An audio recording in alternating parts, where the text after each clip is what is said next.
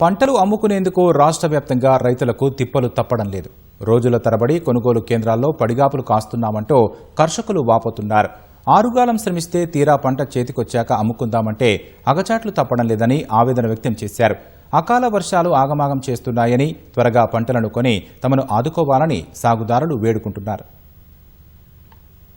ధాన్యం కొనుగోళ్లలో జాప్యం చేస్తున్నారని ఆరోపిస్తూ అన్నదాతలు ఆందోళన బాట పడుతున్నారు. ఎటువంటి షరతులు లేకుండా వడ్లు కొనాలంటూ కరీంనగర్ వరంగల్ జాతీయ రహదారిపై శంకరపట్నం వద్ద బైఠాయించారు. నెల రోజులుగా నానా ఇబ్బందులు పడుతున్నామని ఆరోపించారు. పెద్దపల్లి జిల్లా సుల్తానాబాద్ లో రాజీవ్ రహదారిపై రైతులు రాస్తారోకో నిర్వహించారు. మిల్లర్లు ధాన్యాన్ని తరలించడం లేదంటూ అన్నదాతలు ఆగ్రహం వ్యక్తం చేశారు. స్థానిక మిల్లుకు తాళం వేసి ట్రాక్టర్లు రోడ్డుకు అడ్డంగా పెట్టి ఆందోళన చేపట్టారు. పోలీసులు సాగుదారులకు నచ్చజెప్పి ట్రాక్టర్లను తీసివేయించి ట్రాఫిక్ ను క్రమబద్దీకరించారు. కరీంనగర్ జిల్లా చొప్పదండిలో ధాన్యం కొనుగోలు చేయాలంటూ రైతులు కరీంనగర్ మంచిర్యాల రహదారిపై రాస్తారోకో చేశారు. అధికారులు త్వరగా తూకం చేపడతామని హామీ ఇవ్వడంతో ఆందోళన విరమించారు.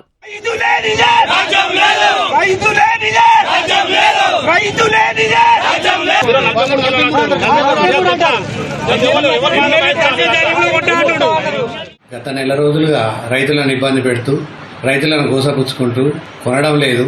రైతులు పండించిన పంటలకు గిట్టుబాటు కాక రైతులు అరగాలం కష్టపడి అక్కడ పోసిన వడ్లను కూడా కుప్పల దగ్గర కావాలి ఉండలేక వడ్లు కూడా పోతా ఉన్నాయి. మిల్లర్లు ఇదే ఈ ఫ్యాక్ట్ సెంటర్ల వాళ్ళ ప్రోద్బలంతో వాళ్ళు ఆ మిల్లర్ల దగ్గర కనుక పంపించినాక మిల్లర్ తోటి వాళ్ళు మాట్లాడి అన్లోడ్ చేపించే బాధ్యత వాళ్ళు తీసుకోవాలి. కానీ కటింగ్ ఎక్కువ కావాలంటున్నారు కదా, మీరు రైతుతో మాట్లాడుకోమని బ్లాక్మెయిల్ చేస్తూ ఇటు మిల్లర్లు ఇటు ఫ్యాక్ట్ సెంటర్ వాళ్ళు ట్రాక్టర్ అన్లోడ్ కాదు, మీరు ఎక్కువ కటింగ్ పెట్టుకోవాలి, బస్తా ఇస్తావా రెండోసారి రైతులంతా ఆగ్రహంతో ఉన్నారు.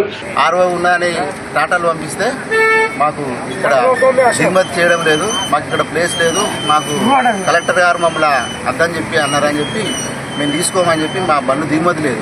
మాకు ఆర్ఓ ఉందా, నిన్న సాయంత్రం వచ్చిన బండ్లు సాయంత్రం నుంచి దింపడం లేదు.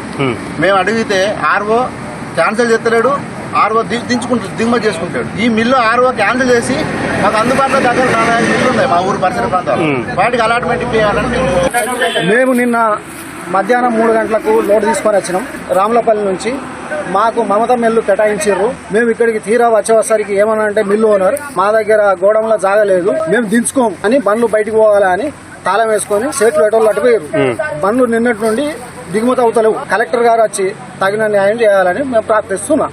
ఐకేపీ కేంద్రాలు, యార్డుల్లో కనీస సౌకర్యాలు లేవంటూ జగిత్యాల జిల్లా మెట్పల్లిలో రైతులు అవస్థలు పడుతున్నారు. తెల్లవారుజామున కురిసిన అకాల వర్షానికి వరి కుప్పల వద్ద చేరిన నీటిని నానాయాతన పడి తోడేశారు. కనీసం వాన నీళ్లు వెళ్లేందుకు సరైన మురుగునీటి వ్యవస్థ లేక నష్టపోతున్నామన్నారు. 25 రోజులైనా కొనుగోలు చేయకపోవడం వల్లే అకాల వర్షాలకు అరిగోస పడుతున్నామని వాపోయారు. గన్నీ సంచులు, హమాలీలు, లారీల కొరత వేధిస్తున్నాయన్నారు. నిర్మల్ జిల్లాలో కురిసిన అకాల వర్షానికి కల్లాలు, కొనుగోలు కేంద్రాల్లో వరి, మొక్కజొన్న తడిసి ముద్దయ్యాయి. సిద్దిపేట జిల్లా హుస్నాబాద్ మండలం పందిళ్ల ఐకేపీ సెంటర్ వద్ద సిద్దిపేట హనుమకొండ జాతీయ రహదారిపై రైతులు రాస్తారోకో చేపట్టారు.